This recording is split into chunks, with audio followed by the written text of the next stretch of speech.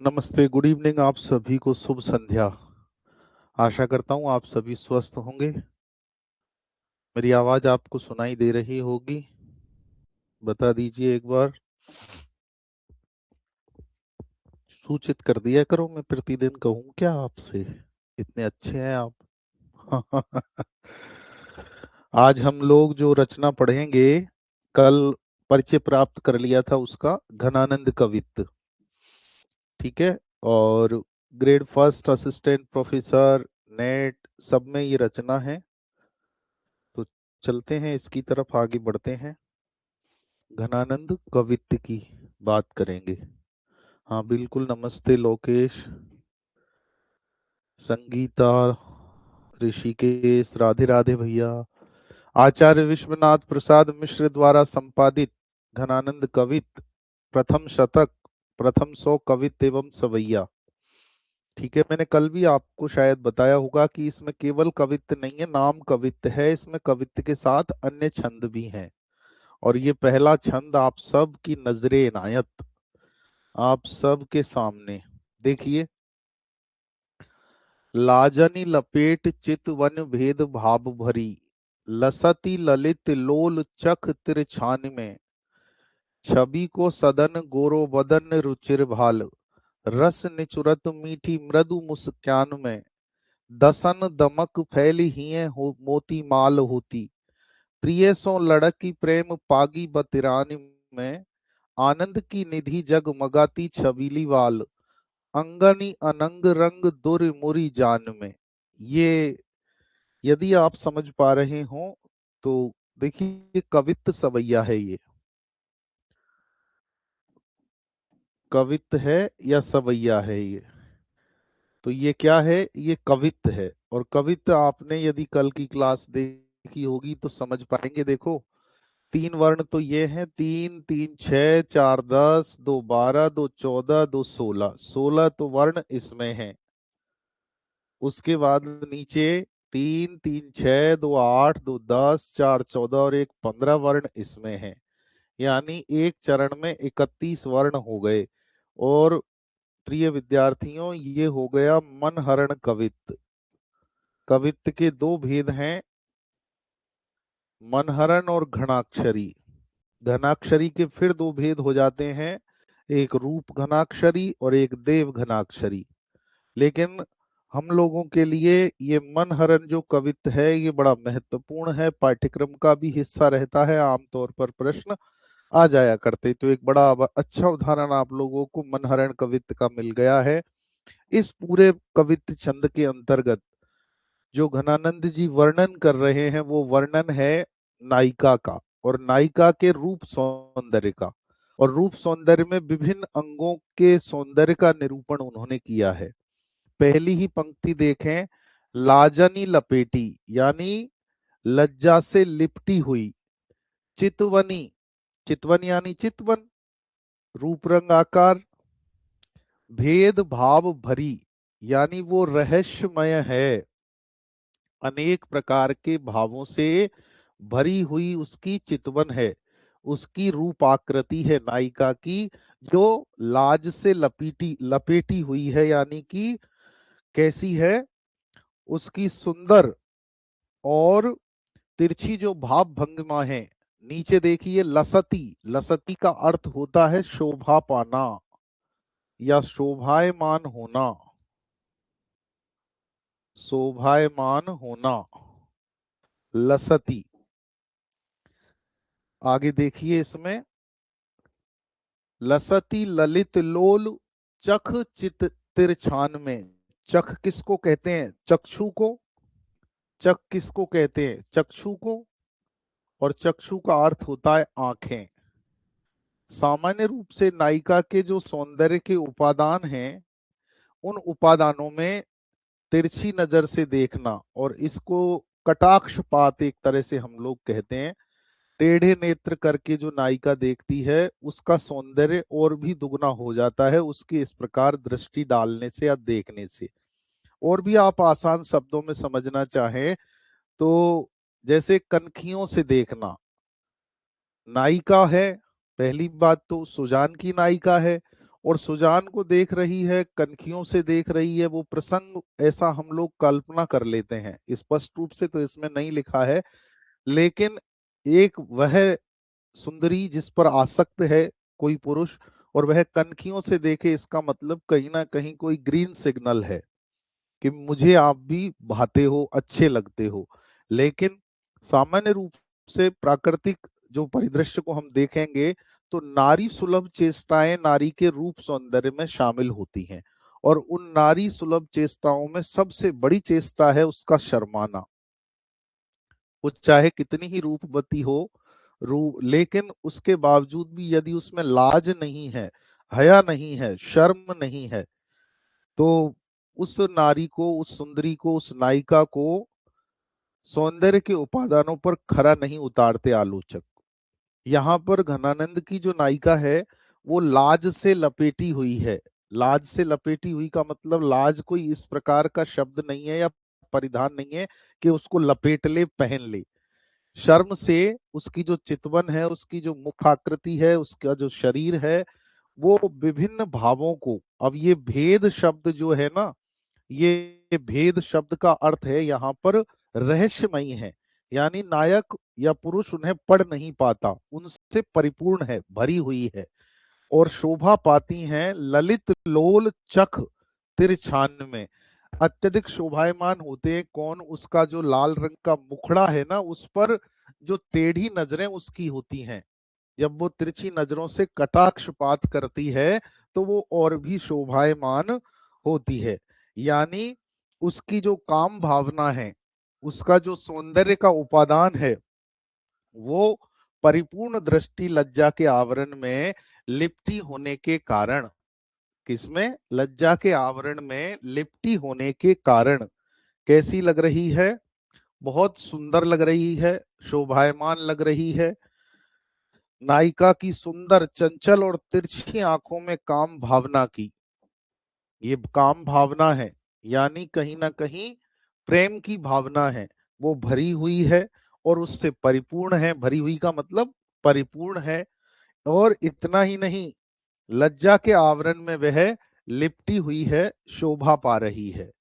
आगे देखें अगली पंक्ति। छवि को सदन गोरो बदन रुचिर भाल। जो उसका गोरा मुखड़ा है, यहाँ पर बदन का अर्थ है मुख, ये छवि को सदन है। इसे कोई सामान्य मत मानिए, बल्कि सौंदर्य का, छवि का सदन का मतलब क्या है? यहाँ पर सौंदर्य का घर है, और इसका मतलब भंडार है, खजाना है। नायिका का जो मुखड़ा है, वो गोरा मुखड़ा जो है, गोरे गोरे मुखड़े पे गोरा जो उसका मुखड़ा है, वो छवि को सदन है। घनानंद ने छवि को सदन किसे कहा है? नायिका के गोरे वदन को कहा है।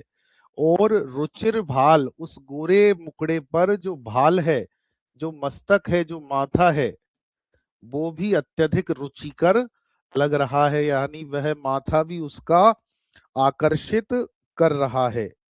आगे बढ़े। रस निचुरत मीठी मृदु मुस्कान में, और यदि वो मुस्कुरा रही है, उसकी जो मीठी मुस्कान है, मधुर मुस्कान है, मीठी होने के साथ साथ अब उसमें कोई वैसा स्वाद तो मीठा होता नहीं है, चाहे नायिका हो चाहे नायक हो, इससे कोई फर्क नहीं पड़ता कि मुस्कान का स्वाद मीठा होता है कि कड़वा होता है। लेकिन यहाँ पर एक तरह से जो विद्वान होते हैं, जो रचनाकार होते हैं, कवि होते हैं, उनकी कलम में जादूगरी होती है। यहाँ पर मृदु कोमल का परिचायक है, मीठी मधुर का परिचायक है, मुस्कान इस्माइल का परिचायक है। और हमेशा याद रखिए, खिलखिलाकर के हंसना कभी वह प्रभाव नहीं छोड़ता जो मुस्कान छोड़ देती है। यदि आपको प्रसंग ध्यान हो तो जब भगवान श्री राम और जगत जगत जननी माता सीता जी का पहला परिचय हुआ था जनक वाटिका में, वहां भी सीता जी केवल मुस्कुराई थी, इस्माइल पास की थी। और इस्माइल पास करने का मतलब होता है इस प्रकार से हंसना कि आपकी दंत पंक्ति दिखाई ना दे। और भारतीय जो नायिकाएं हैं वो इसमें बहुत हुनरमंद हैं, बहुत कुशल हैं स्माइल पास करने में, और वो स्माइल पास करते ही सामने वाला दीवाना हो जाता है। आइए लौटें।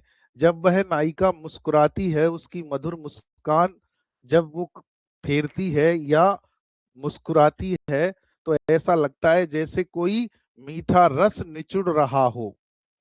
निचुड़ने का मतलब ऐसे निचुड़ना नहीं है, निचुड़ने का मतलब है जैसे प्रसार हो रहा हो मीठे रस का।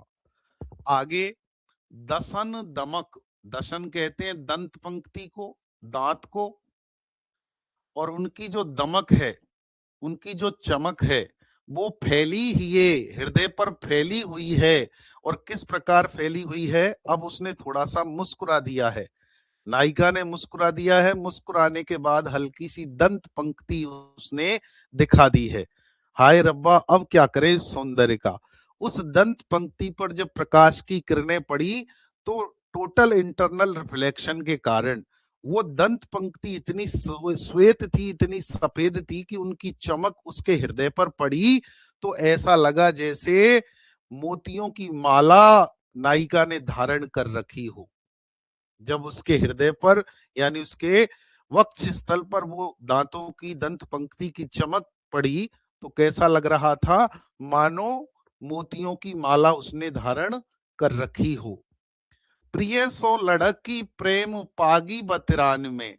और इतना ही नहीं, जब वह अपने प्रियतम से लड़कपन की सी प्रेम में पगी हुई बातें करती है, बातें करने लगी है, तो क्या हो रहा है साहब, आनंद की निधि, वह आनंद का कोश, वह आनंद की का खजाना, कौन, वो नायिका, जगमगाती छबीली बाल, जगमगा रही है, छबीली यानी चंचल, बाल यानी बालिका की भांति, अंगनी अनंग रंग, अनंग कामदेव का पर्याय है, उसके अंगों में इस प्रकार का रूप सौंदर्य प्रकट हो रहा है मानो साक्षात कामदेव उसके अंगों में विद्यमान हो, और विभिन्न तरीके से दुरी मुरी जान में, दुरी मुरी का मतलब यहां पर है जब वह दौड़ती हुई, अब यहां कोई फर्राटा रेस नहीं कर रही है, यहां दौड़ने का आशय आप लगाएंगे झूमती हुई, कभी कभी इठलाती है ना नायिकाएं, इठलाती है ना, वो इठलाना है उसका ये झूमती हुई।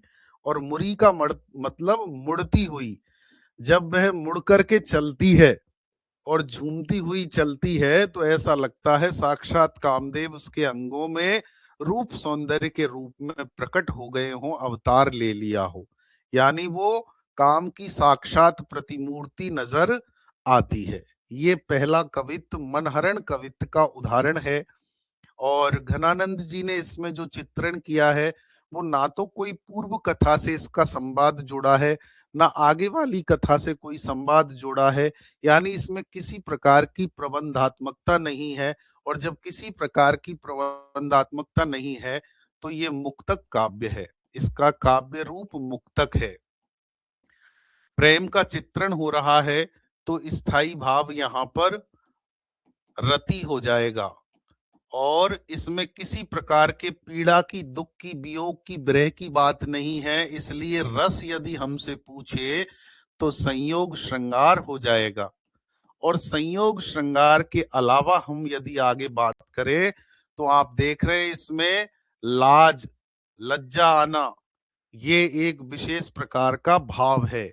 इसी प्रकार नजरों को तिरछा करना, ये भी एक विशेष प्रकार का भाव है, केवल नायक को ही अच्छा नहीं लगता बल्कि नायिका को भी बड़ा अच्छा लग रहा है। और उसका जो रस निचुरत मीठी मृदु मुस्कान में ऐसा लग रहा है जैसे उसकी जब बातें कानों में पड़ती हो तो कानों में मिश्री सी घुल रही हो, मीठी बातें, मधुर बातें वह कर रही है। दंत पंक्ति की चमक पर आरोप कर दिया है मोतियों की माला का।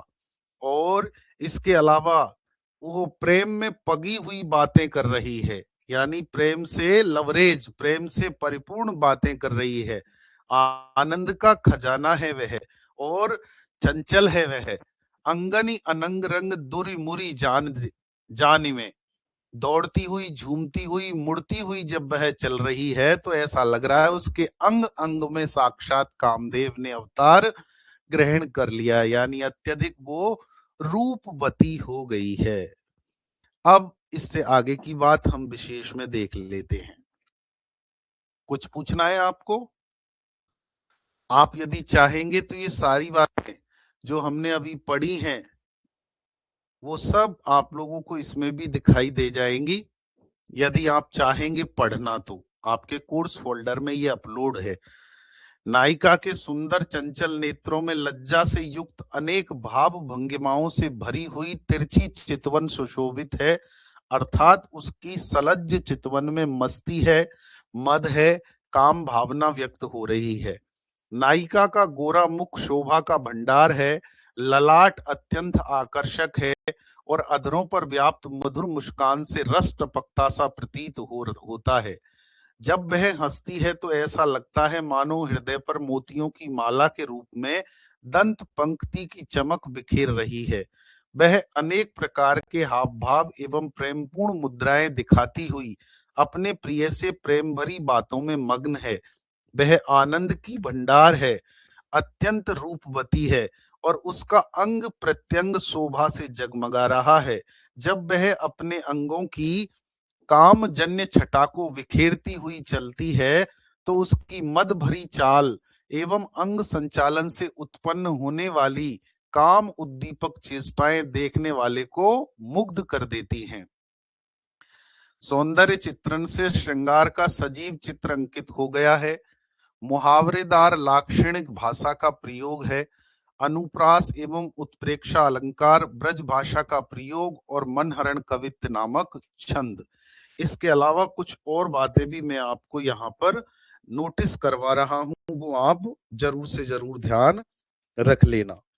देखिए, एक तो है लाजनी लपेटी, लाजनी लपेटी, और आगे है दूसरी पंक्ति नीचे दसन दमक, दसन दमक, और इसके बाद में है प्रेम पगी,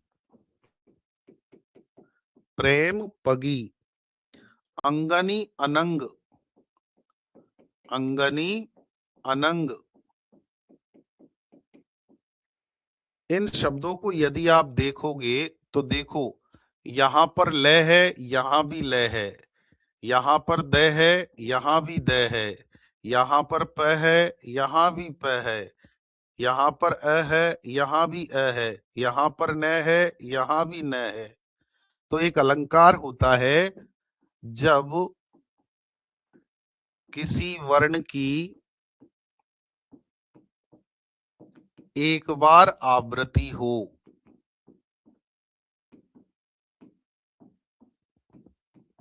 तो वहां छेकानुप्रास अलंकार होता है। यदि आप लोग इसको अनुप्रास अलंकार को जानते हो तो बहुत अच्छी बात है, नहीं जानते तो थोड़ा सा जान लीजिए। जहां वर्ण की आवृत्ति होती है ना, वहां अनुप्रास अलंकार होता है। और इस अनुप्रास के कई भेद हैं, जिनमें पहला है छेकानुप्रास, यानी वर्ण की एक बार आवृत्ति होना। आवृत्ति का मतलब दो बार आना। एक बार आवृत्ति हो रही है यानी कितनी बार आ रहा है वर्ण? दो बार आ रहा है। तीन बार आवृत्ति हो रही है तो कितनी बार आ रहा है? चार बार आ रहा है। दो बार आवृत्ति हो रही है तो वर्ण कितनी बार आ रहा है? तीन बार आ रहा है। तो जहां पर वर्ण की आवृत्ति एक बार हो वहां छेकानुप्रास होता है। एक से अधिक बार हो तो वृत्त्यनुप्रास होता है। और यदि चरणों के अंत में, पंक्ति के अंत में समान वर्ण आ रहे हों तो अंत्यानुप्रास होता है। और एक ही उच्चारण स्थल से उच्चारित होने वाले वर्णों की आवृत्ति हो तो श्रुत्य अनुप्रास होता है। ये अनुप्रास के भेद होते हैं चार मुख्य। इनमें पांचवा होता है लाटानुप्रास, जिसमें पूरा का पूरा शब्द रिपीट हो जाता है। आपने यदि एक उदाहरण पढ़ा हो तो बड़ा प्रसिद्ध सा उदाहरण है, पूत कपूत तो क्यों धन संचय, पूत सपूत तो क्यों धन संचय। केवल वहां पर सपूत में स जुड़ गया पूत से पहले, और नीचे की पंक्ति में कपूत में क जुड़ गया पूत से पहले, बाकी पूरी पंक्ति समान है। जब ऐसा वर्णन हमें देखने को मिलता है तो लाटानुप्रास अलंकार होता है। ये लाटानुप्रास भी अनुप्रास का ही एक भेद है। ऐसे ही होता है एक पुनरुक्ति प्रकाश अलंकार, जहां पर शब्द सेम डिटो रिपीट होता है लेकिन उसके अर्थ में कोई अंतर नहीं आता। जैसे हम कहते हैं बार बार, घर घर, ऐसे जो शब्द होते हैं ना, ये पुनरुक्ति प्रकाश अलंकार के उदाहरण है। यहाँ पर इन चारों के चारों उदाहरणों में आप देख रहे हो तो कौन सा है, छेकानुप्रास अलंकार है। ये आप लोगों को समझने की बात थी। नेक्स्ट, ऐसे ही है एक अन्य पंक्ति, लसती ललित लोल। आप देखना, लसती ललित लोल। ऐसे ही एक पंक्ति है नीचे, और मीठी मृदु मुस्कान में। अब यहां पर देखिए आप, ल ल ल ल ल, ये ल कितनी बार आ गया, एक बार, दो बार, तीन बार, चार बार, पांच बार। अब आगे देखें यहां पर, मैं मैं मैं, यहां भी मैं कितनी बार आ गया, चार बार। तो मैंने अभी अभी आपको बताया था, जब आवृत्ति एक बार होती है तो छेकानुप्रास, और एक से अधिक बार होती है तो वृत्ति अनुप्रास अलंकार होता है। यहाँ पर अनुप्रास की बहुत अच्छी छटा है, बहुत अच्छा प्रयोग किया है गणानंद जी ने। और छंद की बात हमारी हो ही चुकी। नेक्स्ट आगे बढ़ेंगे, इसी के संबंध में है पद मैत्री की बात, सातवीं बात। पद मैत्री, पद मैत्री समझते हो आप, पदों की मित्रता, एक जैसे पद आना। जैसे यहां पर मैंने लिखा होगा लाजनी लपेटी, इसमें पद मैत्री है, देखो आप, एक जैसे शब्दों का प्रयोग है। ऐसे ही दसन दमक, इसमें पद मैत्री है पूरे में। और ऐसे ही एक रह गया छबीली बाल, छबीली बाल, इसमें भी पद मैत्री है, ल ल, अंत में समान आ रहे हैं, ब ब। तो जहां अनुप्रास होता है ना, वहां पद मैत्री तो होती ही होती है। आगे बढ़ेंगे और अगला जो छंद है वह देखेंगे। सामान्य रूप है, बिल्कुल सामान्य है, किसी प्रकार की समस्या दूसरे छंद में नहीं है। लेकिन यहाँ एक बात है कि छंद का रूप बदल गया है। झलके अति सुंदर आनन गौर छके द्रग राजतु कानन भय, हंसी बोलन में छवि फूलन की बरसा उर ऊपर जाती हवे, लट लोल कपोल कलोल करे, कल कंठ बनी जल जावल दे, अंग अंग तरंग उठे दुत की परि है मनोरूप अबेधर च्वय, अंग अंग तरंग उठे दुत की परि है मनोरूप अबेधर च्वय। ये जो आपने अभी टोन सुन, कभी भी आप लोगों को ऐसा लगे इस प्रकार का कोई धुन आपको सुनाई दे, तो आप उसे कौन सा छंद कहेंगे, उसे कहेंगे सवैया छंद। कौन सा कहेंगे, सवैया छंद। अब इसमें भी आपके सिलेबस में नहीं है इसलिए मैं चर्चा नहीं कर रहा, बाकी सवैया का भी सुमुखी सवैया है इसमें। अब यहां इसके अर्थ की बात कर लेते हैं। देखिए, झलके यानी झलकता है, अति सुंदर यानी अत्यधिक सुंदर, आनन यानी मुख, गौर यानी गोरा, गोरा मुखड़ा, अत्यधिक सुंदर रूप में चमक रहा है।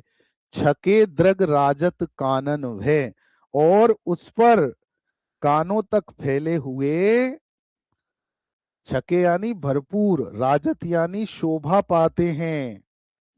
कौन?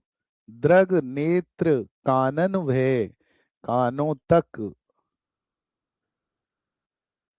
आप किसी भी नायिका को देख लीजिए जिसकी आंखों की कोर जो है लंबी होती है, जानते होंगे आप इसको, अपंग, आंख की, अपांग, एक शब्द है अपांग, आंख की कोर, ये जो साइड की होती है ना, जिन नायिकाओं के नहीं होती वो सुंदरियां आर्टिफिशियल बनवा लेती हैं ब्यूटी पार्लर से, क्योंकि कुछ चीजें सौंदर्य के उपादानों में नायिकाओं के साथ शामिल होती हैं। इन्हीं को बोलते हैं नारी सौंदर्य के उपादान। जैसे एक दौर था जब, हो सकता है आप लोगों को नहीं ध्यान हो, महिलाएं चोटी बनाया करती थी शाम के समय, संध्या के समय, और कंघी कंघा जो भी जिससे भी वो चोटी बनाती थी, उससे चोटी बनाने के बाद में अपने बालों में से एक जुल्फ साइड में निकाल करके घुमा देती थी, यानी मोड़ देती थी, टेढ़ी कर देती थी। उससे उसके सौंदर्य में वृद्धि होती थी। उसे कहते थे टेढ़ी लट, यानी कुटिल अलक। वो भी सौंदर्य का एक उपादान है। आईब्रो अलग चीज है भाई साहब, आईब्रो नहीं कह रहा हूं मैं कह रहा हूं इसकी बात, ये जो नायिका की बात कर रहा है ना यहाँ पर रचनाकार, वो इस हिस्से की बात कर रहा है। ये तो आप लोगों को पता होना चाहिए। नहीं है तो कोई बात नहीं, आईब्रो तो ये है, ये इसको बोलते हैं आईब्रो। तो मुझसे ही पूछना चाहते हो और सीखना चाहते हो कि सौंदर्य, ये नायिका के नेत्र हैं मान लीजिए। तो ये जो साइड होती है ना नायिका के नेत्रों की, ये जितनी लंबी होती है उतनी नायिका अत्यधिक सुंदर होती है। और दोनों तरफ, इधर की आंख और उधर की आंख, दोनों तरफ आप देखिए, इसके बाद में नंबर कान का ही आ रहा है। तो जिस नायिका के नेत्रों का ये हिस्सा लंबा होता है वह नायिका सुंदरी नायिका मानी जाती है। यहाँ पर ऐसा ही वर्णन अपनी नायिका को का किया है घनानंद ने। क्या कह रहे हैं? झलके अत्यधिक चमक रहा है, अति सुंदर, अत्यधिक सुंदर, आनन मुख, गोरा, गोरा मुख उसका अत्यधिक चमक रहा है। और इतना ही नहीं, उस गोरे मुख पर छके मदमस्त द्रग नेत्र राजत शोभा पाते हैं, कानन है जो कानों तक विस्तृत हैं, कानों तक फैले हुए हैं। आगे देखें, हंसी बोलन में छवि फूलन की वर्षा और ऊपर जात है, यानी वो जब हंस करके बोलती है, हंसी बोलन में, हंसी बोलन में का मतलब जब वह नायिका हंसकर बोलती है तो ऐसा लगता है मानो उसके फूलन की वर्षा हो रही है। कहाँ पर? और ऊपर, जाती है वह, होती हो। कहाँ पर? जब वह हंसकर बोलती है तो उसकी छवि कैसी लगती है? मानो फूलों की वर्षा हो रही है। कहाँ? और ऊपर, हृदय के ऊपर, जाती है, जा रही हो रही हो, कंटिन्यूअस के लिए प्रयोग किया, जाती है। छंद विधान का भी ध्यान रखना है रचनाकार को। ये बात किसकी कर दी? उसकी हंसी की, उसकी मुस्कान की। और आगे, लट लोल कपोल कलोल करें, आ गई ना बात। देखो अभी थोड़ी देर पहले ही मैं आपको बता रहा था, ये लट, बालों में से खुली हुई, बिखरी हुई जुल्फें, पूरी बिखरा ले, उसको सुंदरी नहीं कहेंगे। अच्छी केस सज्जा की हो, बढ़िया तरीके से बाल बनाए हो नायिका ने, और फिर उसके बाद उसमें से एक लट या बालों का कुछ समूह अलग से निकल जाए, उसको बोलते हैं लोल कपोल कलोल करें। क्रीड़ा कर रहे हैं उसके गालों पर, उसके गालों पर क्या कर रहे हैं? वो लोल कपोल कलोल करें, कलोल कर रहे हैं, क्रीड़ा कर रही हैं उसकी लटें हिलती हुई। कल कंठ बनी जल जावल दे, और उसके सुंदर कंठ में 2 लड़की मोतियों की माला कंठ बनी, कल कंठ बनी। उसके गले में जल जावल दे बहुत शोभा पा रही हैं। क्या पा रही हैं? मोतियों की माला, मोतियों की माला। और ये कैसी है? द्वय, 2 लड़ी हैं उसमें मोतियों की माला की, 2 लड़ी। एक लड़ी सिंगल वाली नहीं, दोहरी, 2 लड़ियों वाली जो माला है वो उसके कंठ में बहुत सुंदरता प्रदान कर रही हैं, सुशोभित हो रही हैं। आगे,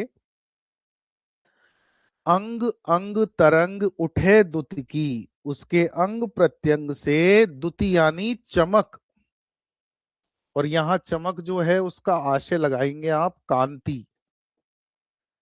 अंग अंग से तरंग, लहरें उठती हैं किसकी? चमक की।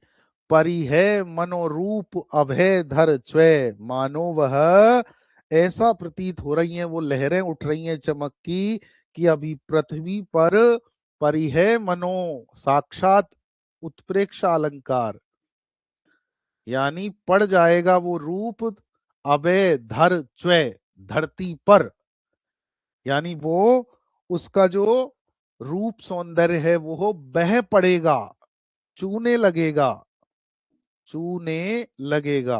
च्वय का मतलब, और चूने का मतलब यहां पर टपकने लगेगा, बहने लगेगा। कौन? रूप सौंदर्य नायिका का। पढ़ना चाहता है, परिह का मतलब पढ़ना चाहता है, गिरना चाहता है। अंग अंग में उसके सौंदर्य की तरंगें उठ रही हैं, और उसकी जो चमक है, उसकी जो कांति है, वो मानो पृथ्वी पर अब ढुलना चाहती हैं, बहना चाहती हैं, चूना चाहती हैं। ये है साहब इसका सामान्य सा अर्थ। और देख लेते हैं एक बार। नायिका का अत्यंत सुंदर गौर वर्ण से युक्त मुखमंडल दीप्ति से चमक रहा है, तथा यौवन की मदिरा से भरे हुए नेत्र कानों तक फैले हुए हैं। यहाँ कोई मदिरा वदिरा नहीं है, बिस्की रम वाइन बियर ऐसा कुछ भी नहीं है। नायिका के नेत्र ही नशीले हैं। आपने वो दोहा नहीं सुना क्या रसलीन का? सुना है क्या? बताओ कौन सा है रसलीन का दोहा? कोई मुझे बताओ आप में से, जो नेत्रों की और चितवन की बात करता है, उसे विहारी का बताते हैं लोग। बताइए। मैं एक पंक्ति बोल देता हूं, आप दूसरी बता देना। हाँ, जे चितवत एक बार। मैंने इशारा आपको कर दिया, चलिए बताइए वो। रीति काल में तो भरपूर मिलती हैं ऐसी बातें। जे चितवत एक बार। और भी बोलूं? सेत श्याम रतनार, जियत मरत झुक झुक परत, जे चितवत एक बार। पढ़ा है कभी ये दोहा? बताओ। नहीं पढ़ा? मैं बताऊं। अमिय हलाहल मद भरे, सेत श्याम रतनार। अमिय हलाहल मद भरे, सेत श्याम रतनार। जियत मरत झुक झुक परत, जे चितवत एक बार। ये रसलीन का बहुत प्रसिद्ध दोहा है, जिसको बिहारी का बताते हैं लोग। बहुत प्रसिद्ध है। अमीय यानी अमृत से भरे हुए हैं, हलाहल यानी जहर से भरे हुए हैं, विष से परिपूर्ण हैं, मद भरे यानी नशीले हैं। अब यहां पर देखिए आप। हाँ, किस प्रकार से तुलना की है, किस प्रकार से आरोप किया है। अमृत का रंग बताया है श्वेत, और उसके बाद में हलाहल विष, उसका रंग बताया है श्याम, श्वेत श्याम। और उसके बाद में नशा, नशे में आंखें कैसी हो जाती हैं? रेडिस रेडिस, लाल।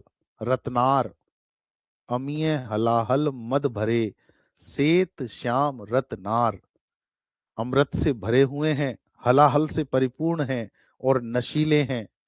ये सफेद, ये श्याम रंग के, और ये रक्तिम रंग के, लाल रंग के तेरे जो नेत्र हैं, हे सुंदरी, जियत मरत झुक झुक परत, यदि तेरी आंखें अमृत से भरपूर हैं, जो कैसी हैं, श्वेत रंग की हैं, तो वो जी जाएगा, वो जिंदा रहेगा, वो अमर रहेगा, उसको कभी बुढ़ापा नहीं आएगा।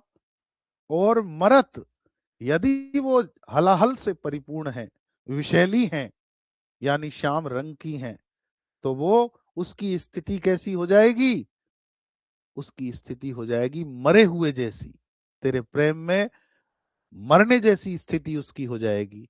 और अंतिम है, यदि तेरे नेत्र नशीले हैं और लाल रंग के हैं और उनसे तूने किसी को एक बार देख लिया, तो वो जियत मरत झुक झुक परत, नशे में जैसे झुका झुका लहराता लहराता घूमता है व्यक्ति, जे चितवत एक बार, जिसको तू एक बार देख ले, उसकी हालत ऐसी तो होनी स्वाभाविक है। हाँ, तो यहां पर यही बात की है, मदिरा से भरे हुए नेत्र कानों तक फैले हुए अत्यंत सुशोभित हो रहे हैं। जब वह सुजान मुस्कुराते हुए बोलती है तो ऐसा लगता है जैसे हृदय पर फूल बरसा रही हो। सुंदर कपोलों पर गाल, काली अलकें लट क्रीड़ा कर रही हैं, लहरा रही हैं, तथा उसने अपने सुंदर गले में श्वेत मोतियों की 2 लड़ी वाली माला पहन रखी है। सुजान के अंग अंग में शोभा की तरंग उठती हुई सी प्रतीत होती है। ऐसा लगता है मानो रूप की अधिकता उसके शरीर में समा नहीं पा रही है और यह रूप अभी पृथ्वी पर टपकने ही वाला है। नायिका के सौंदर्य का वर्णन होने से श्रृंगार रस है। और काव्य रूप की बात करें तो देखिए यहाँ पर मुक्तक काव्य है, मुक्तक काव्य है। घनानंद सुजान से प्रेम करते थे, अपनी प्रेयसी के सौंदर्य का वर्णन ही उन्होंने यहाँ किया है। मैंने अभी आपको वहां मनो आ रहा था, वहां बताया था साक्षात उत्प्रेक्षा अलंकार है। लोल कपोल में पद्मेत्री है और अंतिम पंक्ति में भी उत्प्रेक्षा अलंकार है। आगे बढ़े अब, परी है मनोरूप वाली आपने देखी हो तो ये देखो, मानो, जानो, मनो, जनो, मनहू, जनहू, मनु, जनु, ऐसे वाचक शब्द जहां आ जाते हैं वहां उत्प्रेक्षा अलंकार होता है।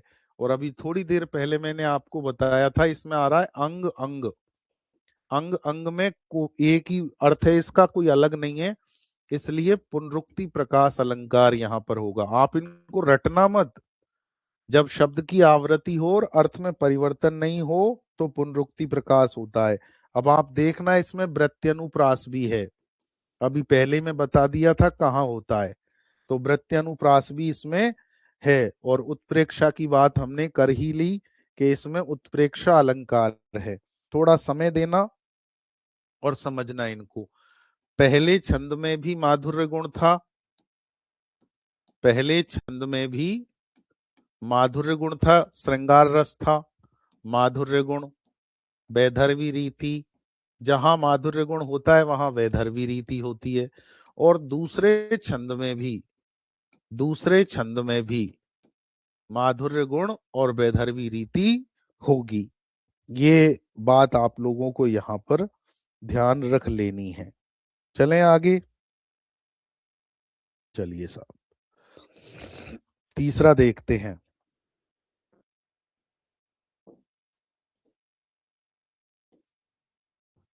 तीसरा छंद,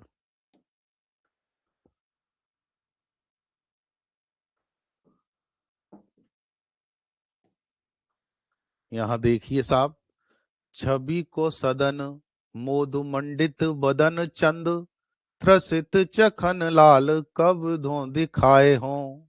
देखिए टोन बदल गई है। छवि को सदन मोदु मंडित बदन चंद, त्रसित चखन लाल कब धो दिखाए हों। चटकीलो भेख करे मटकीली भांति सोही, मुरली अधर धरे लटकत आए हो। लोचन ढुराए कछु मृदु मुस्काए ने है, भीनी बतियान लड़काए बतराए हो। लोचन ढुराए कछु मृदु मुस्काए ने है, भीनी बतियान लड़काए बतराए हो। बिरह जरत जिए जाने आन प्राण प्यारे, कृपा निधि आनंद को घन बरसाए हो। बिरह जरत जिए जाने आन प्राण प्यारे, कृपा निधि आनंद को घन बरसाए हो। ये है ब्रज का लालित्य, ये है कवित्त छंद। अब आप देखो, 2 और 1 3, 2 5 4 9, 1 10, 10 3 13 और 2 15। इसमें 15 कैसे हो रही है? 2 और 1 3 और 3 6, 2 8 और 3 11 और 3 14 और 2 16, 16 वर्ण हो गए इसमें। 3 3 6, 2 8, 2 10, 1 11, 4 15। ये मनहरण कवित्त की धुन थी जो मैंने आपको अभी सुनाई थी। सवैया की अलग, हल्का सा अंतर होता है दोनों में। 16 15 31 वर्ण हो गए ना एक चरण में। ले बेटा, पूछ कहां से पूछता है? मुक्तक वर्णिक छंद है, कोई दिक्कत ही नहीं आनी चाहिए। अब यहां पर बिरहनी नायिका जो है, प्रियतम की रूप माधुरी का स्मरण करके विरह व्यथित हो उठती है। ये बिरहणी नायिका और कोई नहीं है, ये बिरहणी नायिका है घनानंद। और ये किसको पुकार रहे हैं? पुकार रहे हैं प्रियतम श्री कृष्ण को। ये बात हमें ध्यान रखनी है। आगे देखें, छवि को सदन, आप तो सौंदर्य के भंडार हो। मोद मंडित बदन चंद, यानी मोद यानी प्रसन्नता, खुशी। मोद से मंडित, करण तत्पुरुष है इसमें। मोद से मंडित बदन चंद, आपका जो चंद्र रूपी मुख है, चंद्र रूपी मुख। छवि को सदन यानी सौंदर्य के भंडार या सौंदर्य का भंडार। छवि को सदन, मोद मंडित बदन चंद। आपका जो रूप सौंदर्य है वो तो सौंदर्य का भंडार है, और खुशी से, मोद से, प्रसन्नता से मंडित है। और आपका जो चंद्रमा रूपी मुख है, त्रसित चखनी लाल कब धो दिखाए हों। हमारे जो नेत्र प्यासे हैं, इनके दर्शनों को, त्रसित, त्रसित का सीधा सीधा सा अर्थ प्यासे नेत्रों को, हमारे प्यासे नेत्रों को। आप इसको सुजान भी लगा सकते हैं, आप इसको श्री कृष्ण भी लगा सकते हैं, लेकिन आलोचकों ने श्री कृष्ण ज्यादा बताया है। दोनों जगह पर ये फिट हो रहा है। पर यहां पर देखिए, त्रसित चखन लाल, हे लाल कन्हैया श्री कृष्ण, आपके इस सुंदर मुखड़े को, जो सौंदर्य का भंडार है, चंद्र रूपी मुखड़ा है आपका, इसको कब धो दिखाए हो यानी ब्रज में मैं के लिए आता है। मुझे कब दर्शन दोगे, मुझे कब दिखाओगे? कब धो दिखाए हो, कब दिखाएंगे आप मुझे, कब तक आओगे बताओ तो सही। चटकीलो भेख करे, यानी तुम चटकीला भड़कीला वेश धारण कर लेते हो, वेशभूषा। चटकीलो भेख करे मटकीली भांति सो ही, और मटक मटक कर क्या करते हो? भांति सो ही, विभिन्न प्रकार से।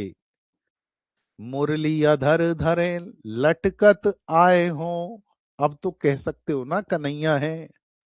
मुरली को अधर पर रख करके, धारण करके, लटकते हुए कब आओगे, मुझे दर्शन कब दोगे? लटकते हुए, मटकते हुए, चटकते हुए, कब आओगे। लेट्स रिपीट, एक बार फिर से चलेंगे। छवि को सदन, हे सौंदर्य के भंडार, आपका प्रसन्नता से मंडित परिपूर्ण भरा हुआ चंद्र रूपी जो मुख है, मेरे त्रसित चखने, आपके दर्शन के स्वाद को चखने को जो आकुल हैं, व्याकुल हैं, ऐसे प्यासे नेत्रों को हे लाल, हे कन्हैया, कब धो दिखाए हों। आपके चंद्र रूपी मुख को कब तक दिखाओगे, ये तो बता दो, कब आओगे। चटकीलो भेक करे आप, चटकीली भड़कीली वेशभूषा धारण करते हैं, मटकीली भांति सो ही, और मटक मटक कर अनेकों प्रकार से आप लीलाएं करते हैं, क्रीड़ाएं करते हैं। मुरली अधर धरे, और किस रूप में, किस बानक में आना मेरे सामने, आपके अधर पर मुरली धारण की हुई हो। प्रिय विद्यार्थियों, ये और ये दोनों स्थितियां आप लोग जान लो। देखिए, इसको तो बोलते हैं ओष्ठ, ऊपर वाले को, इसको बोलते हैं अधर, और ये दोनों मिलकर के कहलाते हैं अधरोष्ठ। आप और हम लोग जो प्रयुक्त करते हैं ना, ऊपर का होठ और नीचे का होठ, वो गलत प्रयुक्त करते हैं। हम घर में कर सकते हैं, मैं भी करता हूं, आप भी कर लीजिए, कोई बुराई नहीं है।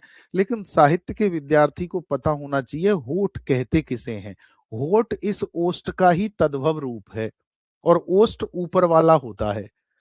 इसको नीचे वाला जो है अधर, ये अधर इसलिए कहते हैं इसको, इसका नाम अधर इसलिए पड़ा है, ये बिना सपोर्ट के रहता है बेचारा।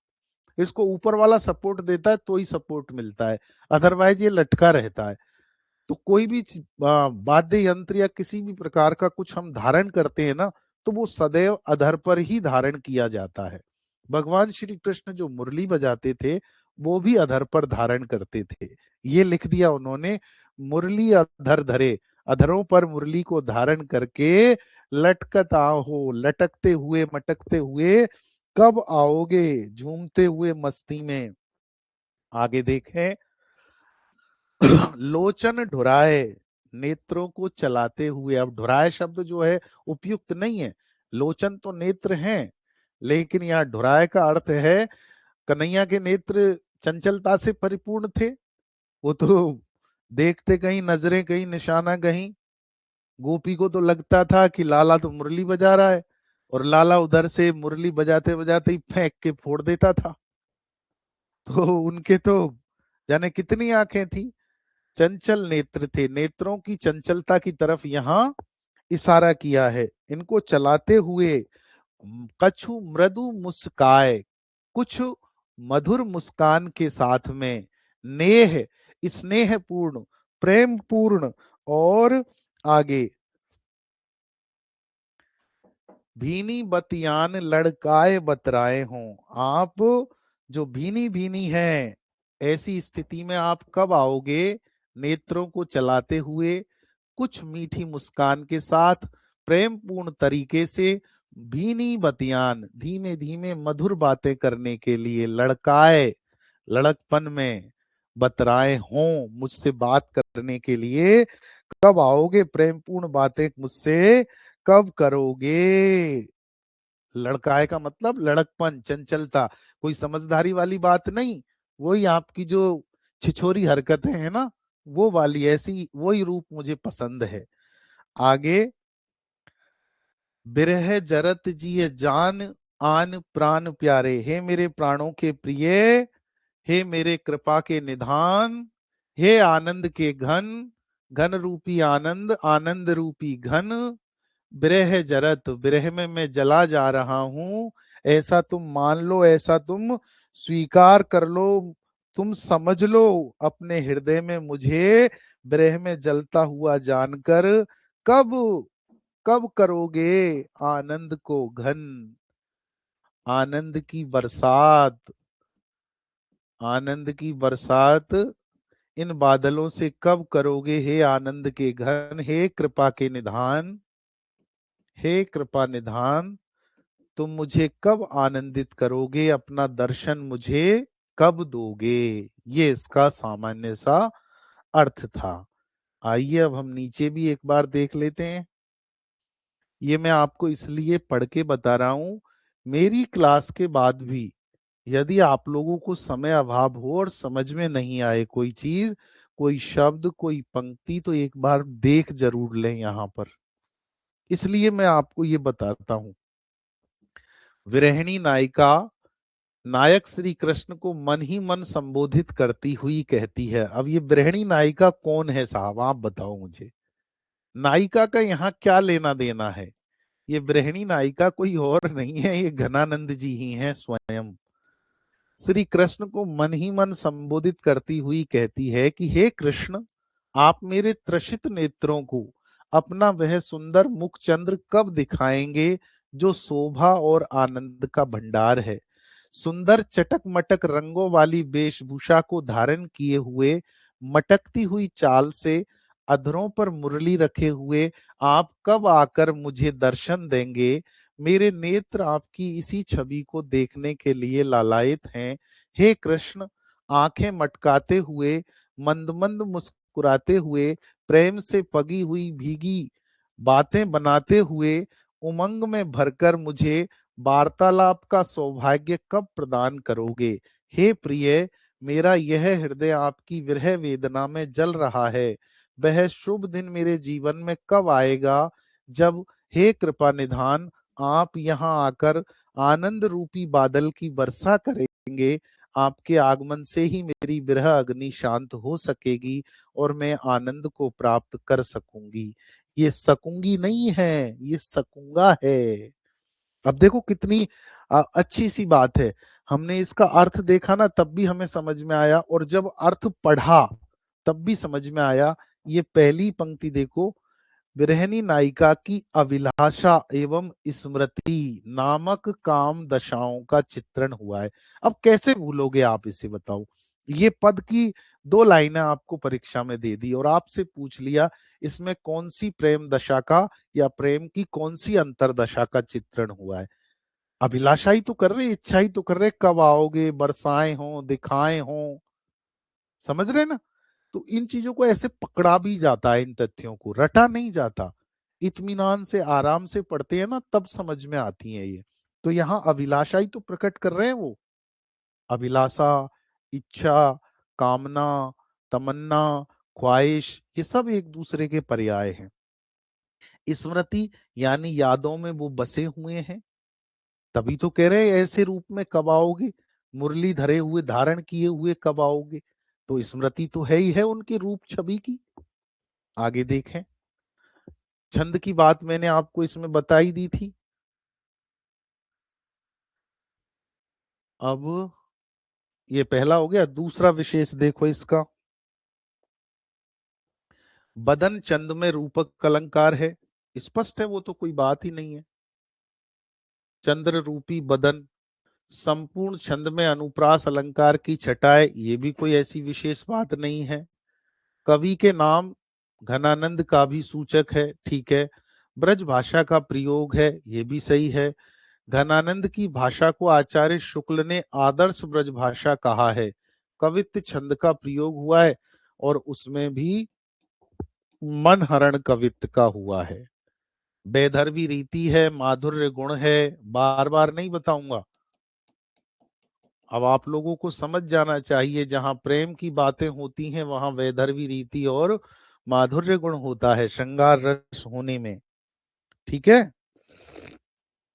जानी, आनी, ये शब्द आए हैं इसमें, जानी, आनी।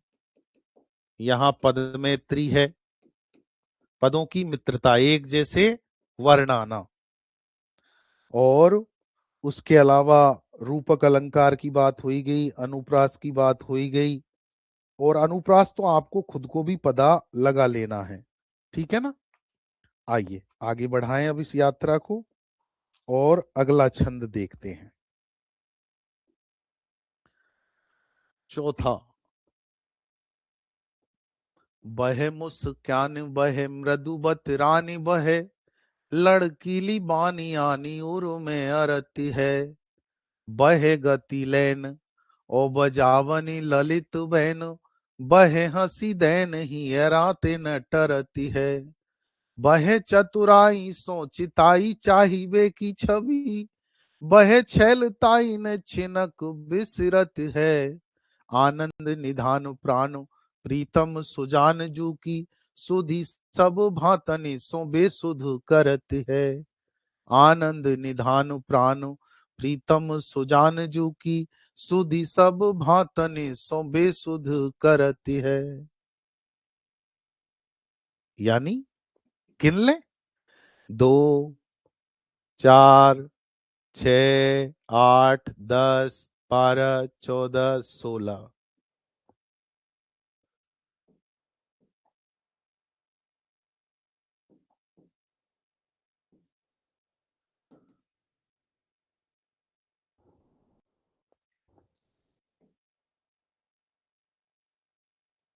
कितनी हो गई? 16। 2, 4, 6, 8, 10, 11, 3, 14, 1, 15। 16, 15, 31 बराबर मन हरण कवित्त। क्या हो गया ये? मन हरण कवित्त। क्या लिख रही हैं हंसा जी? आपके साथ कई चीजें क्लियर हो रही हैं इन सवैया से। अच्छा लगता है। केवल सवैया नहीं है, कवित्त सवैया दोनों हैं। और इसके अलावा घनानंद ने छप्पे भी लिखे हैं, त्रिभंगी भी लिखे हैं। हाँ, देखिए साहब, बहे मुस्कान, उनकी वह मुस्कान, उनका मुस्कुराना। बहे मृदु बतरान, वह मधुर बातें करना। बहे का मतलब बह, उनका मुस्कुराना वह, उनका मीठी मीठी वह बातें करना। वह लड़कीली बानी, और किस प्रकार की बानी की बात कर रहे हैं? उनकी लड़कीली जो बानी है, जो आदतें हैं, वो आनी आकर के उर में अरती हैं, हृदय में गड़ जाती हैं साहब। अब सीधी हो तो निकल भी जाए, लेकिन वो तो तिरछी फंसी हुई हैं, कैसे निकले? बहे गति लेन, बही उनकी, लेन का मतलब यहां पर स्पीड, गति। ओ बजावनी ललित बेन, और सुंदर जो उनका बांसुरी वादन है, बजावनी ललित बेन, उनका जो वेणु वादन है। ललित यानी सुंदर, बजावनी यानी बजाना, ओ यानी और, बहे यानी वह, गति यानी चाल, लेन यानी एक रिदम, एक स्पीड। बहे हंसी देन, बह हंस कर के उनका बातें करना। हियराते न टरती हैं, हृदय से नहीं टरते, हृदय से दूर नहीं जाते, अब तक वो स्मृति में बसे हुए हैं। यहां पर दोनों हैं, सुजान प्लस कृष्ण, श्री कृष्ण। सुजान भी ऐसे ही आती होगी उनके सामने। आगे देखिए, हृदय से वो उनका बातें करना, वेणु वादन करना। अब सुजान वेणु कैसे बजाती होगी, इसलिए श्री कृष्ण के लिए है ये बात। बहे चतुराई सो चिताई चाहिए की छवि, चतुराई से प्रेरित होकर मेरी ओर देखने की छटा। वह चतुराई सो चिताई चाहिए की छवि, चाहने की जो छवि है उनका, प्रेम करने का जो अंदाज है उनका, कैसे? चतुरता से, कि सामने वाले को पता भी ना चले और वो उसका मंगल कर दें। सुदामा तो दुखी मन से आए थे, उन्हें थोड़ी पता था कि द्वारका जाकर के क्या नजारा उनको देखने को मिलेगा। वो तो मन ही मन ये सोचते जा रहे थे, मैं मना कर रहा था पत्नी को, मत भेजे मुझे, मैं कुछ नहीं कह पाऊंगा, लेकिन वो 3 लोक के नाथ तो अंतर्यामी है, उनसे कुछ मांगने की जरूरत थोड़ी पड़ती है, उनसे कुछ कहने की जरूरत थोड़ी पड़ती है। तो वो चतुराई सो चिताई चाहिए की छवि, इसका सीधा सीधा सा आशय है कि चतुराई से उनको मेरी ओर देखने की जो छटा है, चिताई यानी देखना, देखने, चाहिए यानी चाहने की, छवि यानी छटा, उनकी भाव भंगिमा, पहले भी कई बार आया है छवि शब्द। कैसी है वह? चतुरता से परिपूर्ण, चतुराई से पूर्ण है, यानी सामान्य रूप से वह दिखाई नहीं देती। और इतना ही नहीं, वह छैलताई ने छिनक बिसरत है। छिनक का मतलब है क्षणिक भर, पल भर के लिए भी। न बिसरत है यानी भूली नहीं जाती, भूली नहीं जाती। और छैलताई यानी छैलापन। छैलापन जानते हो क्या आप? छैलापन जानते हो? बड़ा होने के बाद भी कुछ इस प्रकार की क्रियाएं करना, ऐसी चेष्टाएं करना, ऐसी एक्टिविटीज करना जो उम्र के मुताबिक सही नहीं मानी जाती, वो कम उम्र के लोगों को शोभा देती हैं। तो छैलताई प्रेम के संबंध में प्रयुक्त किया जाता है। बड़ा छैला बना घूम रहा है, आज तो बड़ा छैला बना घूम रहा है। कुछ बुजुर्ग भी ऐसी छैलताई करते हैं। तो उनका जो छैलापन है वो पल भर को भी, क्षण भर को भी भूला नहीं जाता है। आनंद निधान, हे आनंद के खजाने कोश, प्राण प्रीतम सुजान जू की। प्रियतम के वो प्राणों के आधार, प्राण प्रीतम यानी प्राणों की तरह प्रिय, प्रीतम सुजान। ये सुजान शब्द किसके लिए आया यहाँ पर? श्री कृष्ण के लिए। ऐसे आनंद के खजाने, आनंद निधान यानी आनंद के कोश, प्राणों को प्रिय, सुजान जू की सुधी यादें, सब भांति भांतनी सब तरीके से, सौ बे बेसुध करत हैं। सुध बुध भुला देती हैं। बेसुध करने का मतलब सुध बुध भुला देती हैं। ये साहब इसका सामान्य सा अर्थ है। कृष्ण के लिए ही मान लीजिए इसको, सब कुछ कृष्ण के लिए इसमें आया है। आइए अब इसके विशेष की बातें देख लें। प्रियतम, ये तो व्याख्या ही है। प्रियतम सुजान श्री कृष्ण के लिए ही है कि वही मुस्कान, वही मीठी बातें, वही हाव भाव, वह चपलता से भरा हुआ स्वभाव मुझे बार बार स्मरण आता है और किसी प्रकार से भी हृदय से नहीं निकलता। मुझे याद आता है कि किस प्रकार वे स्वर ताल के साथ अंग संचालन करते थे, मधुर स्वर के साथ बंशी बाजे बजाते थे, बात बात पर हंस देते थे। जब जब उनकी याद आती है तब तब उनके स्वभाव से जुड़ी बातें हृदय में आकर खलबली मचा देती हैं और उनकी स्मृति हृदय से टलने का नाम नहीं लेती। वह किस प्रकार बड़ी चतुराई से अपनी मनमोहक छवि निहारने के लिए हम गोपियों को विवश कर देते थे, इसे हम भूल नहीं सकती।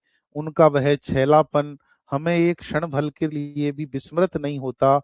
वे सुजान प्रियतम श्री कृष्ण आनंद के भंडार हैं। उनकी याद जब जब आती है तब तब हमें बेसुध कर देती है। हम उनकी यादों में खोकर अचेत सी होने लगती हैं। दीन दुनिया की हमें कोई खबर नहीं रहती। ये समस्त बातें घनानंद के संबंध में कोई गोपी नहीं है, ये ध्यान रखिएगा आप। सारी बातों से पता लग रहा है स्मृति नामक काम दशा है, वियोग श्रृंगार है, पूर्व अनुरागी नायिका का चित्रण है। अब यहाँ पर मुझे आपको बताना पड़ेगा पूर्व अनुरागी नायिका कौन सी होती है। स्वप्न दर्शन, चित्र दर्शन या गुण कथन, इनके कारण। गुण कथन का मतलब होता है किसी के द्वारा प्रशंसा करने से। स्वप्न दर्शन का मतलब होता है सपने में दिख जाने से। चित्र दर्शन का मतलब होता है फोटो देख लेने से। आज तो मोबाइल चल गए, एक दौर था, हमारा वाला दौर कह लीजिए, हमसे पूर्व पीढ़ी कह लीजिए, जब फोटोग्राफर आया करते थे शादियों में और बेकार से पोस्ट कार्ड साइज के फोटो की एल्बम बना करके पन्नियों में घुसा घुसा करके, एक एक पन्ने में चार चार फोटो, चार इधर चार उधर, चार इधर चार उधर, ऐसे आका, किसी में छह, किसी में आठ, किसी में चार। उनमें जब कोई रूप सी दिख जाया करती थी उस फोटो को एल्बम में से निकाल लिया करते थे और दिल से लगा के घूमा फिरा करते थे। वो चित्र दर्शन से उत्पन्न प्रेम था।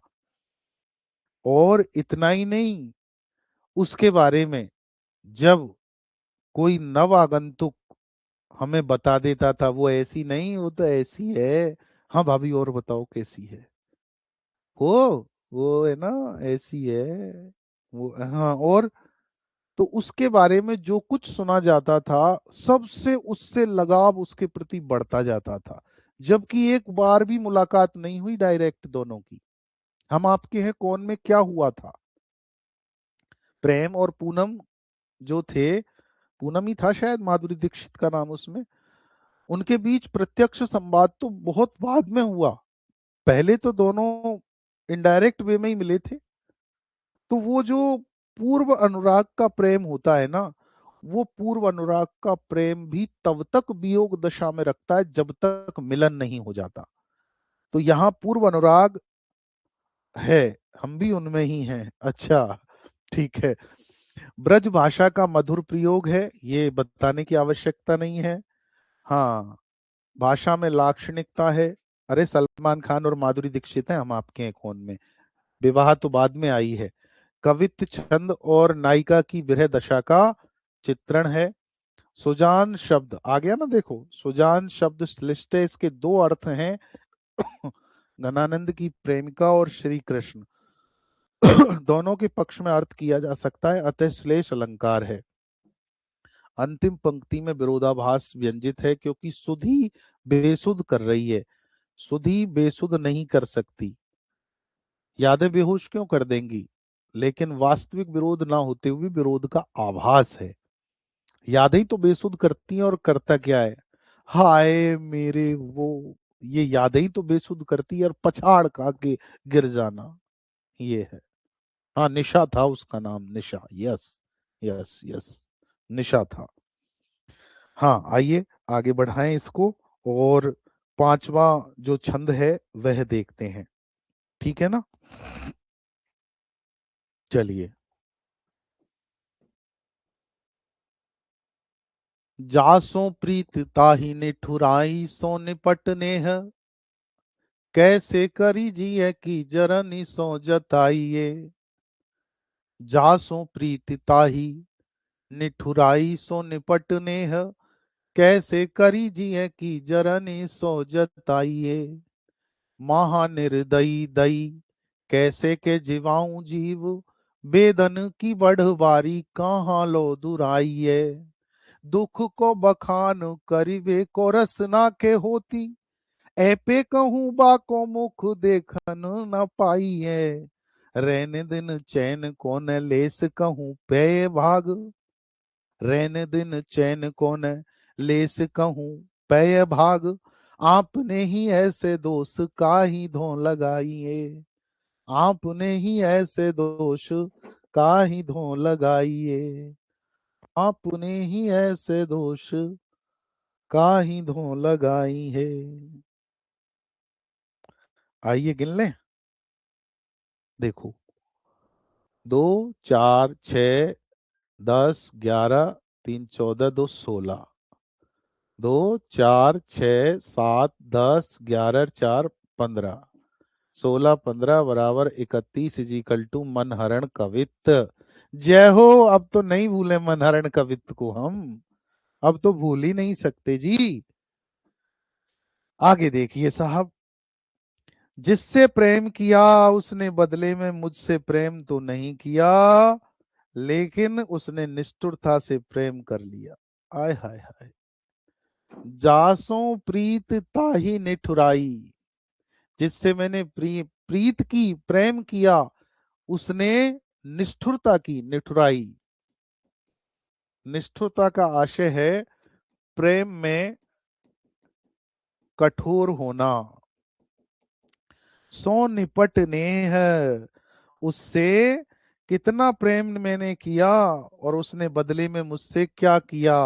क्या किया साहब, आप लोग देख लो, उसने मुझसे निष्ठुरता से, निपट विशुद्ध, एकदम 100% प्योर, 24 कैरेट गोल्ड, मैंने सुजान से जितना प्रेम किया था ना, जासों प्रीत, जिससे मैंने प्रेम किया, ताही निठुराई, उसने निष्ठुरता से, सो यानी से, निपट यानी एकदम शुद्ध रूप से मुझसे प्रेम किया।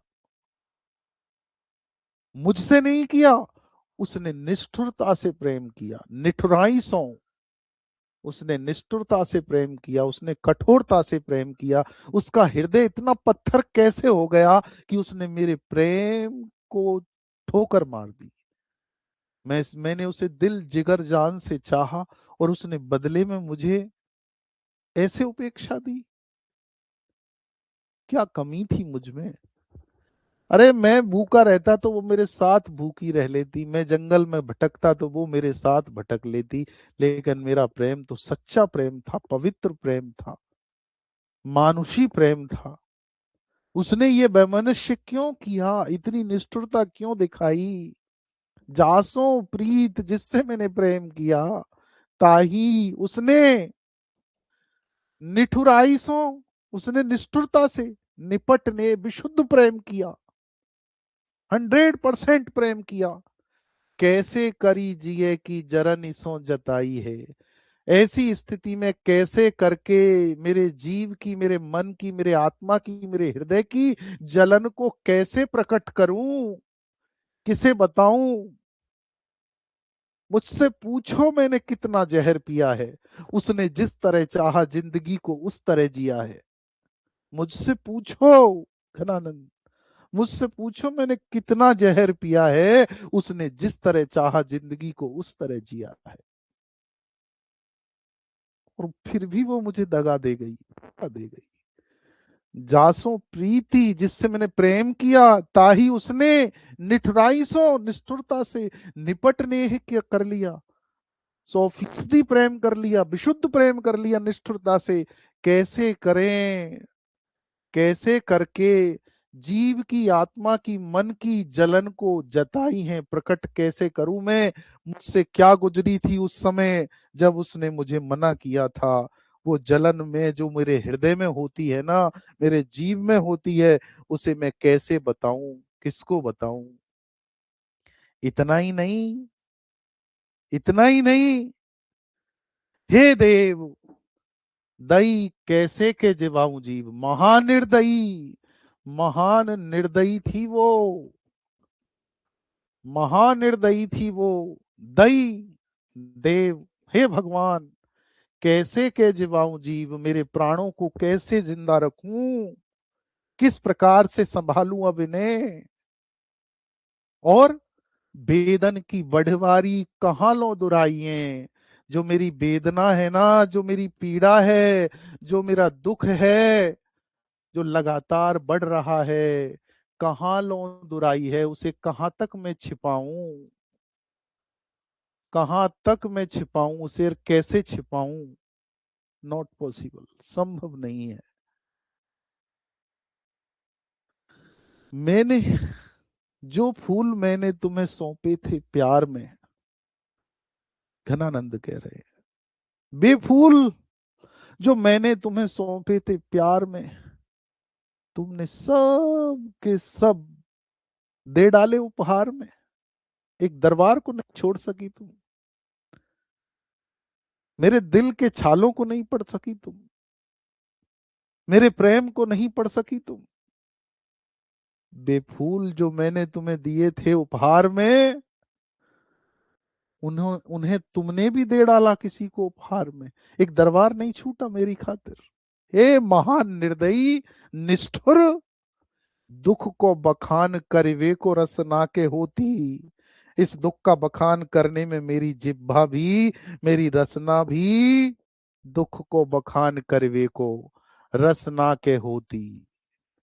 इस दुख का वर्णन करने में मेरी जो जिह्वा है वो भी किस प्रकार से होती।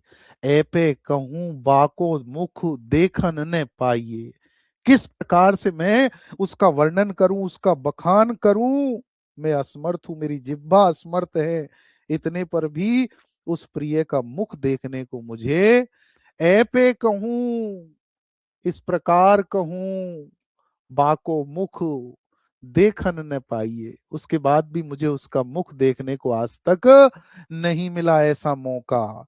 और इस प्रकार रैन दिन चैन को न लेस कहूं पै भाग, रात दिन मुझे कभी लेस मात्र भी, कितना बड़ा शब्द है, लेश मात्र, जरा सा भी, रात दिन मुझे चैन सुकून, आंखों में नींदें न दिल में करार। गणानंद जी, मोहब्बत भी क्या चीज होती है यार। कहूं पे, भाग यानी भाग्य, भाग यानी भाग्य, रैन दिन चैन को न लेस, लेस मात्र भी रात दिन मुझे चैन नहीं मिलता। और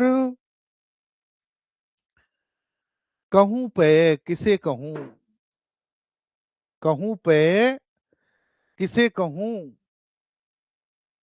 कहूं पे का मतलब किसे कहूं, किसे दोष दूं, क्यों, भाग, मेरे जो भाग्य हैं आपने ही ऐसे, इसका दोष मैं किसे दूं, मेरा भाग्य ही ऐसा है, मेरी किस्मत में ही रोना है, मैं किसे दोष दूं, दोष का ही धौं लगाई है, मैं किसे दोष लगाऊं, क्यों, क्योंकि मेरा भाग्य ही ऐसा है। मेरे इतना प्रेम करने पर भी उसने बदले में मुझे एक शब्द तक नहीं बोला और साफ इनकार कर दिया।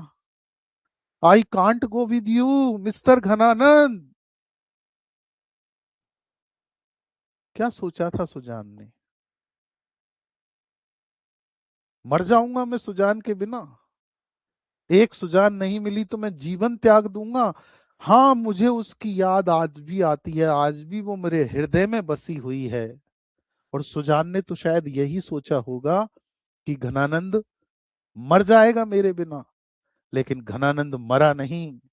वो ब्रज में जाकर के सारी दुनिया को, सारे संसार को प्यार करने वाले की चरणों में जाकर के, उसकी शरण में पढ़ करके, और घनानंद कहता है इस बात को कि मैं भी जिंदा हूं भूल कर तुझको, मैं भी जिंदा हूं भूल कर तुझको, तेरे दावे भी खोखले निकले कि तुम मेरे बिना जी नहीं पाओगे। ठीक है, आइए आगे बढ़ें, देखें इसका सामान्य सा अर्थ हमने जाना।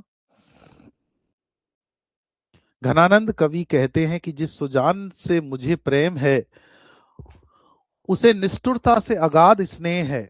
अब आप ही बताइए कि ऐसे निष्ठुर प्रिय को मैं अपने हृदय की जलन से कैसे अवगत कराऊं, और फिर यदि वह मेरी व्याकुलता को जान भी ले तो उससे क्या लाभ होगा, क्योंकि वह तो निष्ठुर है। दया ममता उसके हृदय में नहीं है जो मेरी विरह विकलता को दूर करने का वह प्रयास करे। वह सुजान तो स्वभाव से ही अत्यंत निर्दयी है, महानिर्दयी है। ऐसे में हे भगवान, मैं किस प्रकार अपने प्राणों को जीवित रखूं और अपनी बढ़ती हुई विरह वेदना को कैसे छिपाऊं। प्रिय की निष्ठुरता और निर्दयता के कारण प्राण प्राण त्याग देने का मन करता है, किंतु बड़ी कठिनाई से मैंने अपने प्राणों की रक्षा करी है। यहाँ घनानंद के माध्यम से मैं युवा पीढ़ी को भी संदेश देना चाहता हूँ, एक का प्रेम छूट जाने से जीवन खत्म नहीं होता, इसलिए मौत को गले मत लगाया करो। आप में से बहुत सारे युवा साथी, युवा बहनें, युवा भाई भी देख रहे होंगे क्लास को, आगे देखेंगे। आप लोग प्रेम के मायने ही नहीं जानते, आप लोग प्रेम का मतलब नहीं जानते। आप लोगों के लिए एक आकर्षण मात्र, एक शारीरिक आकर्षण मात्र प्रेम हो सकता है, वो एक आपका अज्ञान मात्र है। जिस दिन आपको वास्तविक प्रेम समझ में आएगा, साहित्य के विद्यार्थियों सतत अध्ययन करो, लगातार पढ़ो, नौकरी के बाद भी ये पढ़ना जारी रखो, तब आपको समझ में आएगा उम्र के 40 वर्ष पार करने के बाद कि क्या प्रेम होता है। इसलिए जीवन बड़ा अमूल्य है, इसे जरा जरा से बिछो, वियोग दुख कष्ट संघर्ष में त्यागने की और छोड़ने की मत सोचा करो। बहुत कीमती है, भगवान ने ये जो देह दी है ना, ये मरने के लिए नहीं दी है। जिसने जन्म दिया है, मारने का हक भी उसी को है। हम कौन होते हैं मारने वाले। प्यार हो ही नहीं अच्छा अब इस जमाने में, नहीं ऐसा नहीं है, जमाने का कोई दोष नहीं है, हमारी नजरें दूषित हो गई बस। जमाना तो पहले भी ऐसा ही था, शिक्षा ने जमाने को नहीं बदला है। आप यदि भ्रम में हैं सभी साथी, तो इस भ्रम को दूर कर लीजिए। जमाना तो पहले भी ऐसा ही था, आज भी ऐसा और आगे भी ऐसा रहेगा। हमारा नजरिया जो है ना वो दूषित हो गया, हमारा दृष्टिकोण दूषित हो गया। पहले राह चलती अकेली लड़की को इस तरह से छेड़ना तो बहुत दूर की बात थी, कमेंट्स पास करना तो बहुत दूर की बात थी। अपने गांव की लड़की के ससुराल में खाना नहीं खाते थे काका बाबा ताऊ लोग। घर गृहस्थी की बातें नहीं कर रहा हूं मैं, गांव की लड़की के ससुराल में। तो जो कुछ बदला है ना वो हमने बदला है, और इसके जिम्मेदार हम खुद हैं। इसलिए प्रेम को एक पवित्र भाव की तरह स्थापित करना चाहिए। हमेशा सोचना चाहिए ऐसा कौन सा रिश्ता है सृष्टि में जिसमें प्रेम नहीं होता। क्या केवल एक विषम हमउम्र मिलने पर ही प्रेम होता है क्या? माता पिता का संतान से प्रेम नहीं होता? वो क्या नफरत करते हैं? कोई माँ अपनी संतान की हत्या कर सकती है? कोई बाप अपनी संतान की हत्या कर सकता है? कोई बेटा अपने माँ बाप की हत्या कर सकता है? और यदि आप कहेंगे हाँ तो ऐसा तो पहले भी होता था, अपवाद तो पहले भी थे आज भी हैं। आज फ्लैट से धक्का दे रहे हैं बूढ़ी माँ को, वृद्ध माँ को, वृद्धाश्रम छोड़ के आ रहे हैं, तो पहले तीरथ छोड़ के आ जाया करते थे, चार धाम छोड़ के आ जाया करते थे, वो खुद निकल जाया करते थे। तो जमाना नहीं बदला। एक भाई का अपनी बहन से प्रेम नहीं होता क्या? और बहन का अपने भाई से प्रेम नहीं होता क्या? होता है। कौन सा ऐसा रिश्ता है जिसमें प्रेम नहीं होता? Love is the universal truth. प्रेम तो शाश्वत है। हमने कम ज्ञान के कारण, ज्ञान के उचित अभाव के कारण उस प्रेम को सीमित कर दिया, बस अंतर इतना सा है। हम उसके मायने नहीं समझ पाए, हम उसका मतलब नहीं समझ पाए, इसलिए ये वाकये घटित हो रहे हैं, इसलिए ये परिस्थितियां उत्पन्न हो रही हैं। तो इसको साहित्य का विद्यार्थी बदल सकता है। मैं आप सबका आह्वान करता हूं इस जगह पर, आप बदल सकते हो इस पैटर्न को, आप बदल सकते हो समाज की इस अप्रोच को। जब आप बदलोगे, आप मेरे जैसे सोचोगे, तो अपने आप आने वाली पीढ़ियां जिनको आप पढ़ाओगे वो आपके जैसे सोचेंगी, आप रोल मॉडल बनेंगे। अरे लाखों के नहीं बन पाए तो हजारों के बनेंगे, हजारों के नहीं बन पाए तो कुछ 100-200 के तो बनेंगे। वो 100-200 अच्छे लोगों से ये समाज चल रहा है। मेरी बात को समझने की कोशिश करना। बुरे पहले भी थे, आज भी हैं। समय पर कोई दोषारोपण मत करिए, समय सतत चलता है और सतत परिवर्तनशील होता है। आइए, तो इस प्रकार से देखिए, विशेष निर्दयी और दयी में दोनों में सभंग पद यमक है। निर्दयी, इसमें दई आ रहा है, यहां भी दई आ रहा है, लेकिन इसको तोड़ने के बाद में दई शब्द रिपीट होगा, इसलिए सभंग पद यमक है। पूरे छंद में अनुप्रास और वक्रोक्ति अलंकार की व्यंजना है। घनानंद मोहम्मद शाह रंगीला के दरबार में मीर मुंशी थे, ये तो हमने कल ही बात कर ली थी इसकी। तो वियोग श्रृंगार, ब्रज भाषा का प्रयोग, लाक्षणिकता का समावेश, कवित्त छंद और मुहावरेदार भाषा। ठीक है, शेष भाग कल करते हैं, अभी के लिए इतना ही। और अगली क्लास आप लोगों की काव्य शास्त्र की होगी, उसमें हम बात करेंगे काव्य शास्त्र पर। Thank you to all of you. मेहनत करते रहिए, मैं आपके साथ हूँ। धन्यवाद, आप सभी को बहुत बहुत शुभकामनाएं।